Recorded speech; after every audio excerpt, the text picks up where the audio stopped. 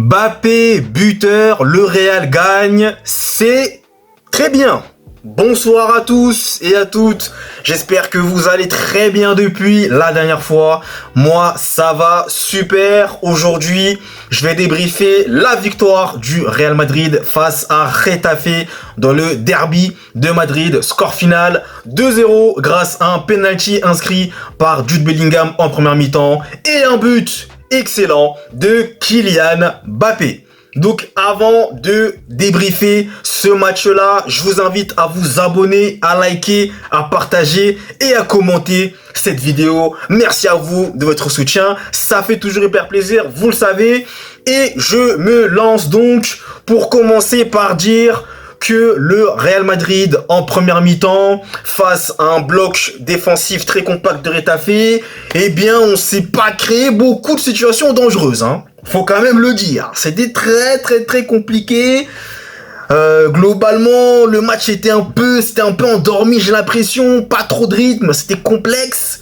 On avait du mal vraiment à trouver les attaquants, c'était compliqué, c'était vraiment compliqué.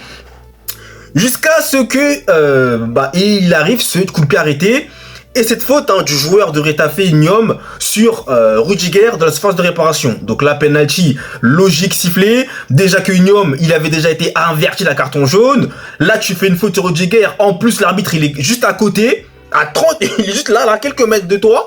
Et tu fais t'oses quand même prendre Rudiger? Non. Là, il a vraiment déconné sur ce coup.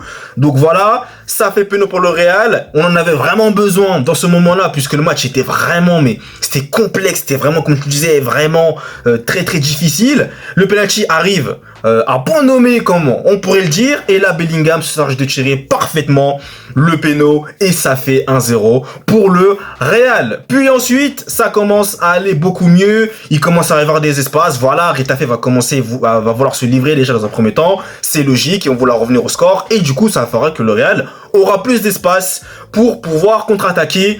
Et c'est là que, lors d'une action, Valverde qui sert Bellingham, Belly, je vais l'appeler comme ça maintenant, Belly, qui sert en profondeur, Kylian Mbappé, qui fait un bon appel cette fois-ci, qui part pas trop tôt, excellent.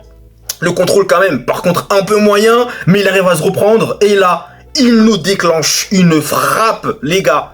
Incroyable, poteau rentrant, ça fait 2-0 et Monsieur Mbappé qui marque son petit but avec la célébration, c'est parfait, c'est magnifique, c'est excellent et voilà, ça fait 2-0 donc voilà, ça va le faire du bien ce but.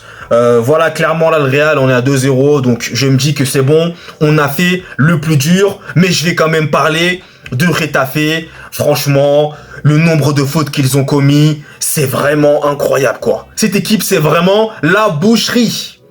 Vous voyez le son qui est sorti sur l'album en commun de Nino et Niska qui s'appelle Boucherie? Et bien Getafe, c'est ça. Leur nom c'est Boucherie.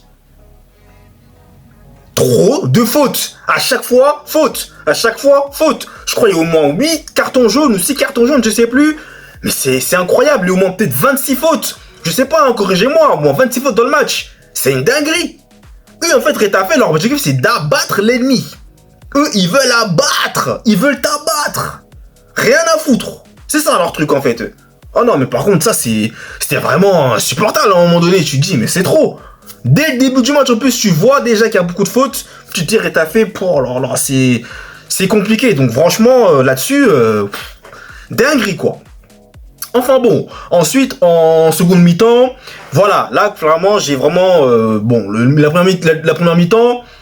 Il y a quand même des joueurs qui étaient assez... on les voyait pas trop, on les voyait pas trop, c'était pas très bon. Brahim Diaz, par exemple, j'ai pas trop aimé. Ceballos, j'ai bien aimé. Franck Garcia, il continue encore à s'imposer. Donc, il est en train d'éteindre littéralement la concurrence avec Benji. Benji, ça va être très compliqué pour lui de retrouver sa place. Défensivement parlant, Raúl Asensio, Rudiger, impeccable. Voilà, écoutez, gardien, Courtois, il a pas eu vraiment de grand chose à faire, on va dire. Et puis, après, Vasquez, c'est un peu plus complexe, par contre, pour lui. Surtout en deuxième mi-temps, là, parce qu'il y a un gars, là, qui l'a vraiment éteint. C'était un peu chaud pour lui. Mais voilà, après milieu de terrain, Bellingham, Valverde, Ceballos, écoutez, ça c'était plutôt intéressant, très bon. Donc ensuite en seconde mi-temps, des changements, donc Bellingham qui sort, voilà, Reguilón qui rentre, Modric qui rentre également. Il y avait aussi Rodrigo. Rodrigo par contre, j'étais un peu pas pas trop satisfait de Rodrigo. C'était un petit peu encore... je sais pas, des fois on le voyait pas, il s'effaçait un peu, puis ensuite tu le revois, mais... Je sais pas, mais Rodrigo, j'étais un peu mitigé un peu sur cette performance-là d'aujourd'hui pour lui. Mais voilà, bon, il revient aussi de blessure. Bon, voilà, forcément, clairement, bon. Mais bref, en tout cas, voilà, en seconde mi-temps, le Real, on va dire qu'il était un peu en gestion, on va dire. Et là, c'est vrai que Brahim Diaz, pour comparer sa première mi-temps, là, en deuxième mi-temps, c'était beaucoup mieux. C'était beaucoup mieux, il réussissait ses dribbles, il faisait des bonnes passes, même en direction de Mbappé, qui a d'ailleurs pas mal raté devant les buts. Ça encore, malheureusement, la finition de Mbappé... Ah, c'est compliqué, il finit pas les actions. C'est dommage, parce que là, il peut mettre 4 buts facilement. Mais il a trop raté devant les buts. Trop raté, il y a des occasions qu'il ne doit pas se permettre, il ne peut pas se permettre de rater. Mais bon, il y a la volonté qui est là, il a fait quand même des choses plutôt intéressantes. Honnêtement, Mbappé, c'est un match plutôt bien. C'est un bon match, voilà, c'est un bon match. C'est pas époustouflant non plus, mais c'est un bon match de Mbappé, voilà, contre cette équipe de Retafe.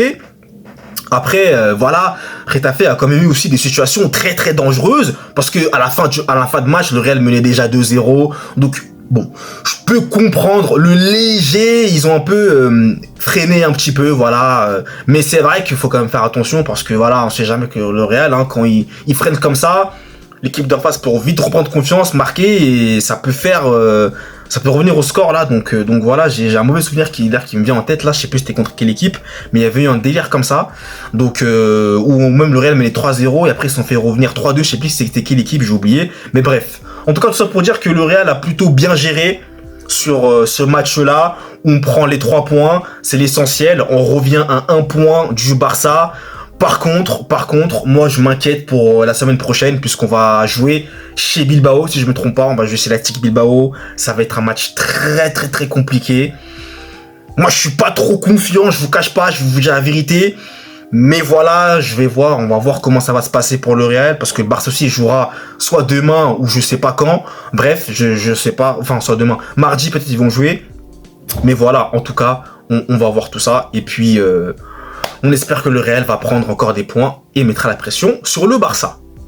Voilà donc, eh bien écoutez, je vous abandonne. Hein. Merci à vous de m'avoir suivi sur ce débrief. Et nous, vous le savez, on se retrouve très vite pour de nouvelles vidéos. D'ici là, passez une très bonne fin de soirée.